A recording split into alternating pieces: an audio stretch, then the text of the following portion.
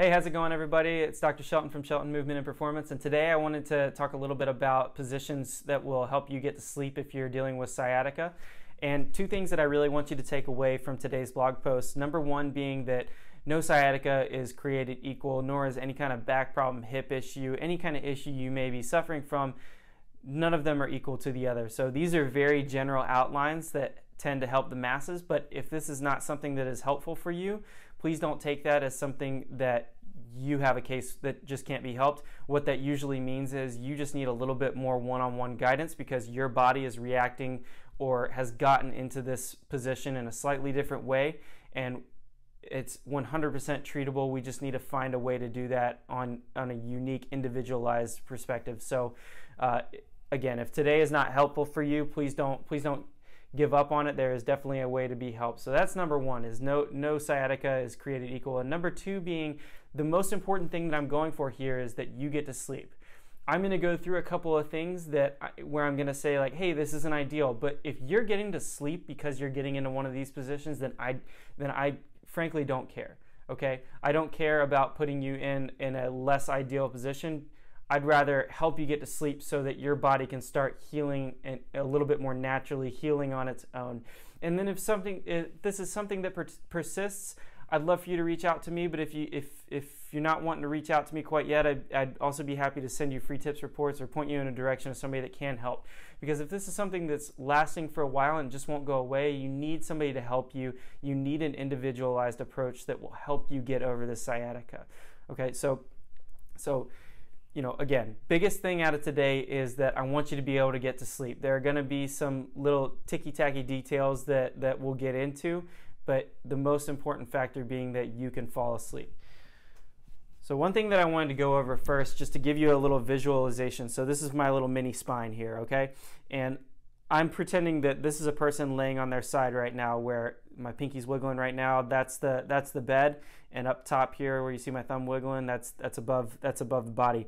All right, if I'm laying on a flat surface like this on my side, my spine is going to naturally bend down like that. Now, if it's a softer surface, which most beds are going to be a lot softer than this plinth that I'm working on right now, your spine's going to sink even lower.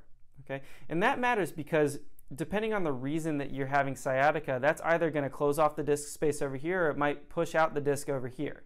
Okay, and sorry, close off the spinal segments over here and push out the disc over on this end. All right, so if your spine is malaligned like that, you're going to want to get in a position that you're spine neutral, and that's going to be the biggest thing out of today. Is we want to neutralize your spine as best we can in terms of position. Now let's pretend we got bottom right here, top right here, and I'm laying on my back. Most people that are laying in a soft bed, you're going to, again, have some of that spinal flexion that's going to be a real problem. It might feel good at first, and we'll talk about how knees to chest often feels good, but it's kind of a trick to your body. But that might feel good at first, but if you're laying there longer and longer, I'm sure some of you have noticed that the pain builds and builds over time. Whereas if we get you in a little bit more spine neutral and actually give your low back some support, that can be overall a more beneficial thing for you, as it will help you get to sleep comfortably and it will not wake you up in the middle of the night, as long as you're not a fighter in your sleep.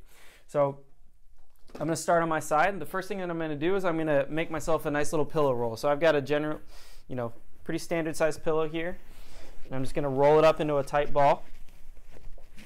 And where I'm placing this is going to be between the bottom of my rib cage and the top of my pelvis. And it's going to be the same on both sides. If you're a right side sleeper, a left side sleeper, this works both ways because it allows you to lay on your side with the spine neutral. So if you can imagine, if you had an x-ray of my body, my spine would be fairly straight up and down right now. Whereas if this wasn't here, I'll just show you, if this wasn't here, my spine would be sagging a little bit more to where it'd be making more of a C shape down towards the bottom of the bed. And keep in mind, this is a relatively hard surface. So if I have something that's softer, I'm going to be sagging even more. Now, one thing that I want to point out with this, and I'll go ahead and get this back in a relatively good position, is that you can see how my knee is below my hip here.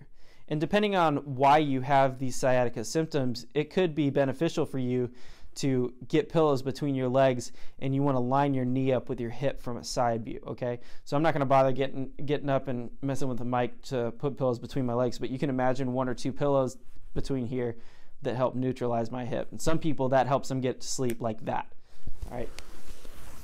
So that's the side lying position. Like I said, it works the same on both sides, so I won't waste your time with showing you on the other direction. But now what I'm going to do is I'm going to show you laying on my back.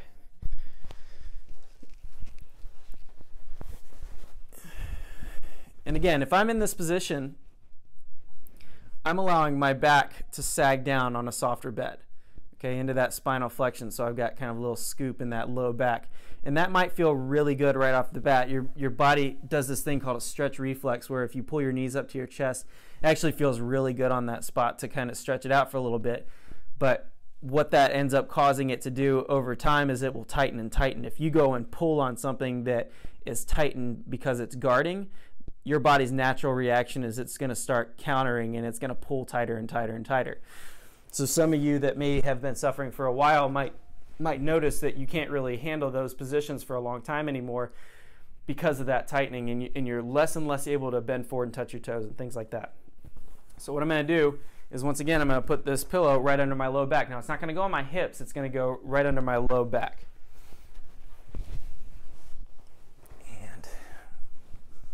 Get myself in that position. You can kind of see how I'm curved up a little bit there, and that tends to be a little bit more of a comfortable position. Now, another thing that people really love to do in this position, instead of putting something under their low back, they'll put a bunch of pillows up under their knees, and they'll be stacked up like this. Once again, if that gets you to sleep, great. I'd love for you to come talk to me so we make sure that this doesn't keep coming back, because you're feeding a poor movement pattern. But if that is something that allows you to sleep, I'm fine with it. You need to sleep. So it's not an ideal position, but whatever works for you in terms of getting you to sleep, I'm fine with from my perspective. Other people try laying on their stomach. That's fine too. If laying on your stomach is something that helps you get to sleep and you don't have any residual side effects or any problems with sleeping on your stomach, then I don't have a problem with it. I think a lot of people argue over what's an appropriate sleeping position and whose spine is in the best position and what kind of bed should I be getting. And all that can be wiped clean if you are just getting the sleep you need. If you're getting the sleep that you need, then somebody who is a movement expert, like a physical therapist or a chiropractor, can look at you, take a look at how you move, and determine what you need to be doing to make sure that your body doesn't keep reacting the way that it is that's causing that sciatica to occur or causing those muscles to tighten. It's more often than not how we are moving as opposed to how we are sleeping, but how we are sleeping can sometimes add on to that unraveling cascade of events that's causing this back pain. So once again, those are 2 different things that you can try out to sleep with if you have sciatica. If those don't work for you, please consider giving us a call and ask about a free discovery visit, and we'd love to take a look at you and show you exactly how you can start getting some sleep. And that number would be 336-933-1544. If you're not quite ready for that, we understand. Not everybody is ready for physical therapy right out the gate, even for a free session like that. I'd still love to help you as much as I can. What I've done is I've put together a free tips report that's my best shot at helping people with hip pain and sciatica improve their symptoms at home by themselves. All right, and if you're interested in getting that free report, please just click the link below. I believe there's going to be one at the bottom of this blog post.